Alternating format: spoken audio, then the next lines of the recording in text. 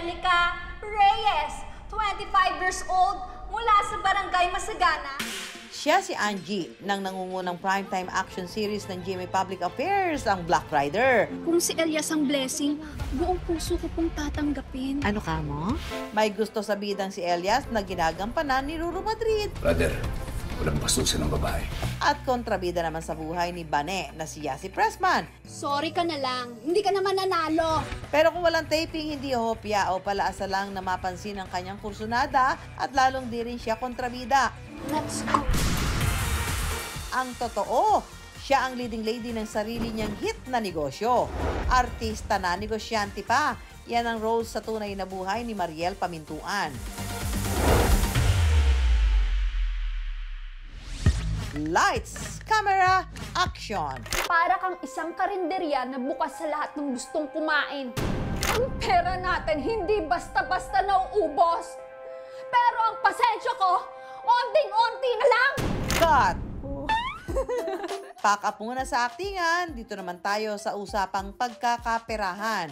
Hello, I'm Mariel Pamintuan, 26 years old. Ang business ko po ay cake business. Online siya, Sweet Home Cupcakes. Ang bumibidang negosyo ni Mariel, fondant cakes at cupcakes na siya mismo ang gumagawa. Pagka-graduate ko, hindi ko po kasi alam kung anong career ang iti-take ko dahil hindi pa ako decided kung babalik ba ako ng showbiz. So may friend na nag-invite sa akin na magawa siya ng mga cupcake toppers. Mahilig ako sa arts. Trinay ko. Nagustuhan ko siya. Sabi ko, gusto kong gumawa ng sarili kong ganito. 3 buwan munang naging cake decorator si Mariel hanggang lakas loob na nagdesisyong magtayo ng sariling negosyo noong 2020. Ang capital ko was 20K nung nag-start po ako. And bumili lang ako ng small oven. Hanggang ngayon yun pa rin yung gamit ko. Hands-on at all-around daw si Mariel sa negosyo. Di siya pa extra-extra lang. Nung una ako lang yung gumagawa. And then nung lumalakas na siya, ang dami nang umu-order. Sabi ko, kailangan ko na ng help. Yun, sakto pandemic nun Ang parents ko kasi, may business sila pero physical store. Lockdown. So, bawal lahat magtinda. So, yun lang yung naging main source of income namin at that time. So, ngayon gagawa tayo ng moist chocolate fudge cupcakes for 2 dozens. Sa 2 cups ng harina, kakailanganin ng 1 cup ng tsokolate. Saka ihahalo ang mga wet ingredients. Sunod naman ang mga pampalasa at pampaalsa. Gumamit ng hand mixer para masigurong mahalong mabuti ang mixture. At saka ibe-bake sa loob ng kalahating oras. Kapag luto na ang base ng cupcake, pwede nang gawin ng fondant na gagamitin para sa design. Nakaka-curious. Mariel, bikini man, ituro mo naman sa akin kung paano mag-design ng cupcake. Okay mga kapuso, kasama natin si Mariel. Wow, napakagandang bata naman ito. Tuturuan niya tayo dahil ito ang kanyang business. Business mo to? Opo. Ilang taong ka nang mag-business nito? 3 years na po. Kala ko 3 years old ka nung nagsimula. So, gagawa tayo nitong angel na design. Ano isa? Tuturuan ko po kayo. Sige, ako best effort lang to, ha? Ayan.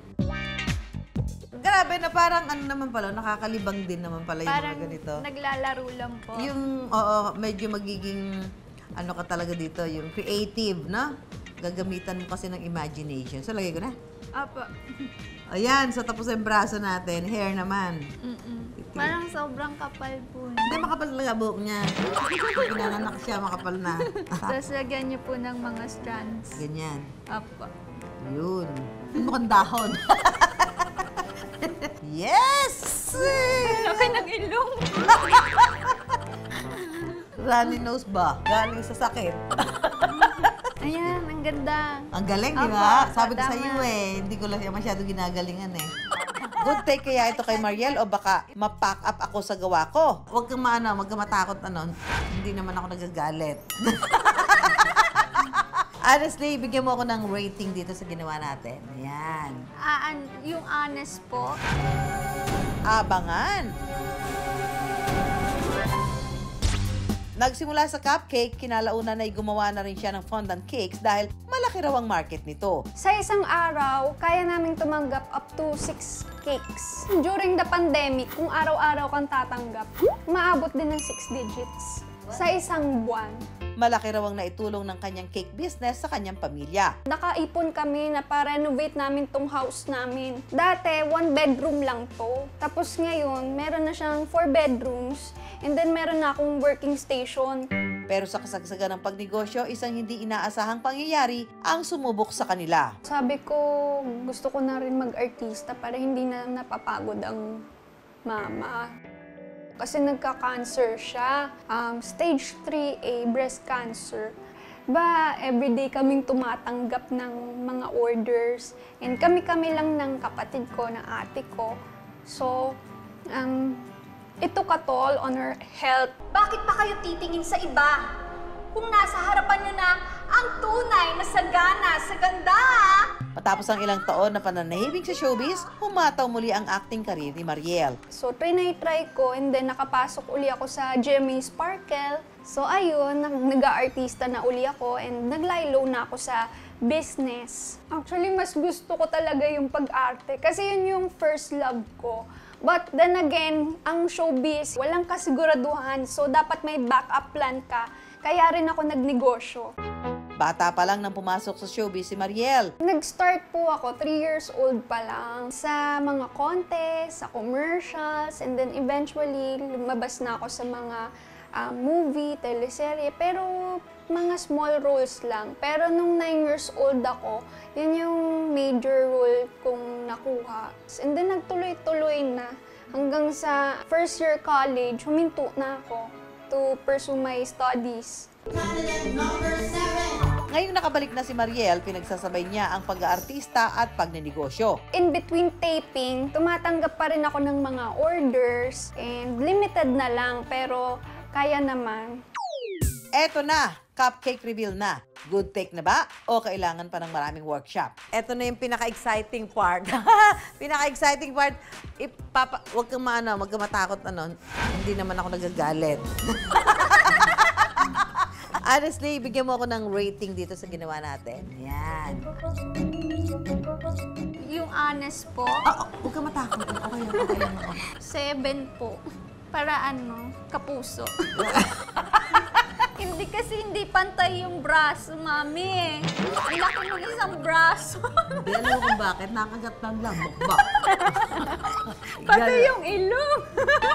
Tapos may sipon ba? Alam mo yung weather. Pero maganda yung wings, tsaka Maganda yung wings. hair. O, sige, ano pa? Pati yung star. Oy, nagbag yun, ha? Hindi ako ganda naman, ng 7 yun, ha?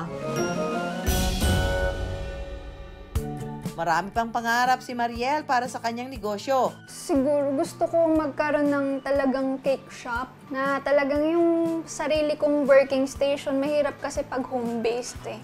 Tapos doon na rin nila ipipick up. Tapos meron na akong mga employees. Para kay Mariel, ang pagnenegosyo katulad din ng pag-aartista, kailangan ng mahabang pasensya at disiplina. Dapat matyaga ka, matibay ang loob mo, and fight lang ng fight pagka gusto mo yung ginagawa mo. And I thank you! Hindi katulad ng mga teleserye at pelikula, hindi scripted ang pagnenegosyo. Hindi pa alam ang mga susunod na ganap, kikita ba o malulugi. Pero katulad ng bida, dapat laging lumalaban para sa huli tiyak na makakamit ang happy ending.